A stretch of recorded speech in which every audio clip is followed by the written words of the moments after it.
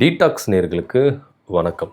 இன்னைக்கு தாவேகா ஆட்சியை பற்றியும் அமைச்சரை பற்றியும் முதலமைச்சரை பற்றியும் ஏதோ ஒரு விமர்சனங்கள் முன்வைத்தா உடனடியே கைது, அவதூறு, அந்த மாதிரி ஒரு புலன் விசாரணைக்கு ஏற்ற மாதிரி ஒரு விசாரணையை செஞ்சு அதை கைது நடவடிக்கை எடுத்து இந்த மாதிரி ஒரு அராஜக போக்கில் இந்த அரசு ஈடுபட்டிருக்கு அப்படின்றது ரொம்ப வெட்ட வெளிச்சமாக தெரியுது.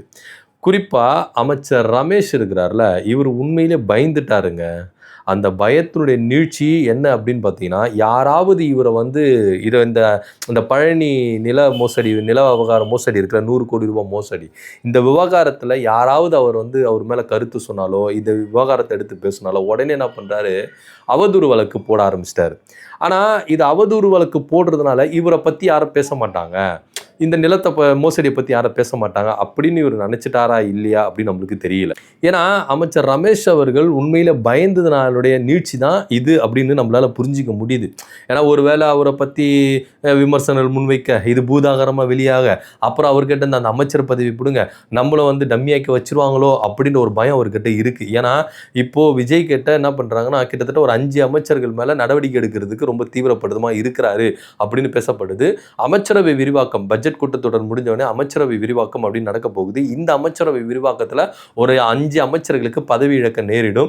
அது மாத்திரமல்ல, புதியவர்களுக்கு இங்கே வாய்ப்பு கொடுக்கப்படும் அப்படின்னு பேசும் பொருளாக இருக்கு.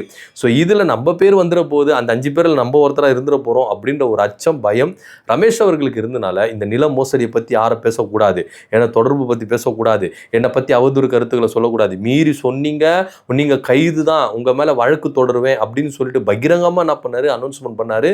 சொன்னவர் மாத்திரம் இல்லாமல் வினோத் சூர்யா அப்படின்ற ஒருத்தர் மேலே என்ன பண்ணாரு, இந்த வழக்கை தொடர்ந்தார். அவர் முன்ஜாமீனுக்கு என்ன பண்ணாரு, ட்ரை பண்றாரு. நீதிமன்றத்தில் இந்த வழக்கு போன உடனே நீதிமன்றத்தில் நீதிபதி ரொம்ப தெளிவாக சொல்லிட்டாரு, இங்க பாருங்க, அரசையோ அமைச்சரையோ இந்த மாதிரி விமர்சனங்கள் பண்ணுறது, கருத்து சொல்கிறது, இதெல்லாம் பார்த்தீங்கன்னா பெரிய குற்றமே கிடையாது.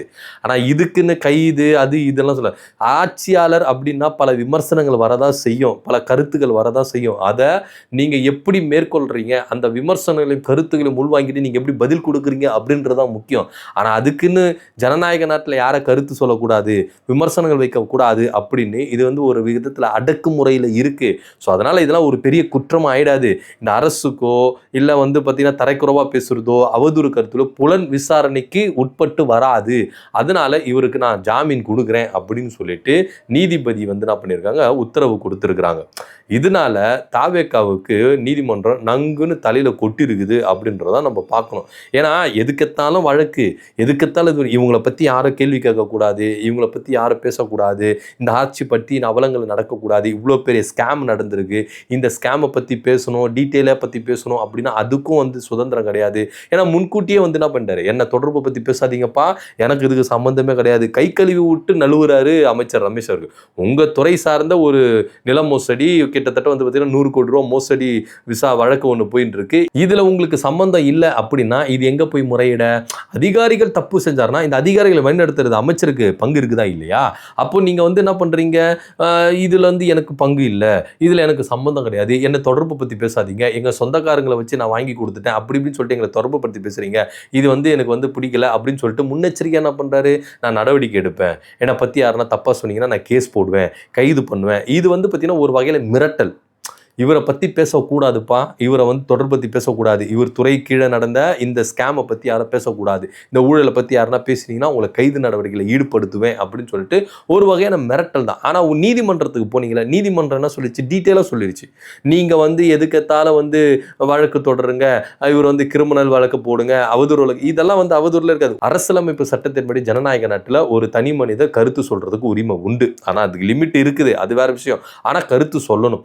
ஆனால் நாங்கள் கருத்தே சொல்லக்கூடாது, எங்களை விமர்சனமே பண்ணக்கூடாது அப்படின்னு எதுக்கு பயப்படுறீங்க? ஆக்சுவலாக இந்த நில மோசடி, பழனி நில மோசடியில் ஏன் இந்த அரசு இவ்வளோ பயப்படுது, ஏன் அமைச்சர் ரமேஷ் அவர்கள் பயப்படுறாரு? உங்கள் மேலே மடியில் கனம் இல்லைல்ல, அப்போ எதுக்கு பயப்படுறீங்க? உங்களை விமர்சனம் பண்ணக்கூடாதுன்னு எதுக்கு சொல்கிறீங்க?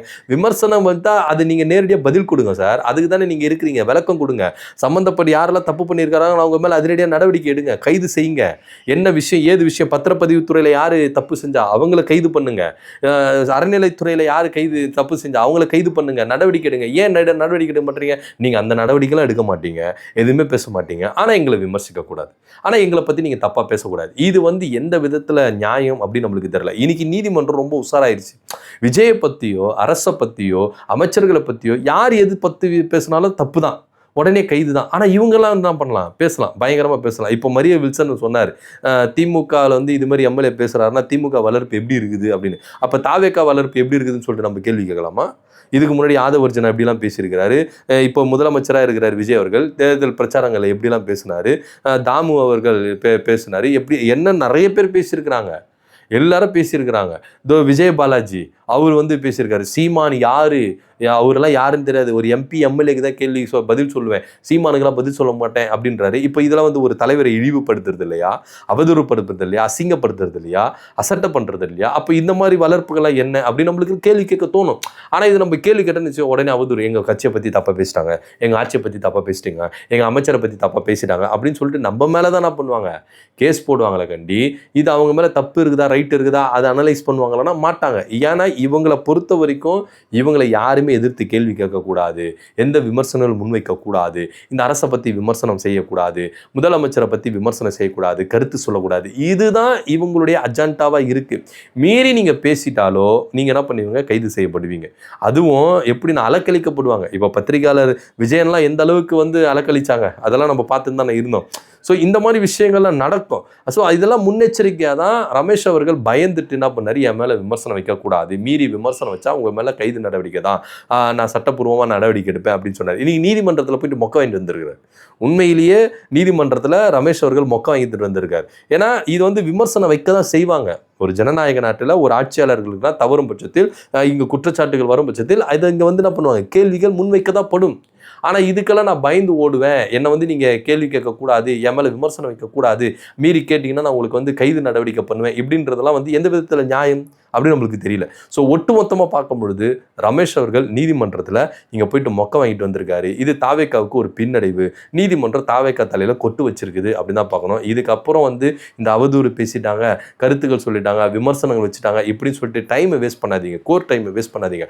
அப்போ சிலர் கருத்துக்கள் முன்வைக்க தான் செய்வாங்க, விமர்சனங்கள் முன்வைக்க தான் செய்வாங்க. அதை இந்த அரசு எப்படி எடுத்துக்கிட்டு அதுக்கு பதிலடி கொடுக்க போகுது அப்படின்றது தான் பார்க்கணும். கண்டி எடுத்ததுக்கெல்லாம் அவதூறு வழக்கு, இதெல்லாம் அவதூறு வழக்குலேயே வராது சார், விமர்சனங்களை பண்ணுறது அவதூறு வாழ்க்கையில் வராது அப்படின்னு நீதிமன்றம் ரொம்ப தெளிவாக சொல்லிடுச்சு.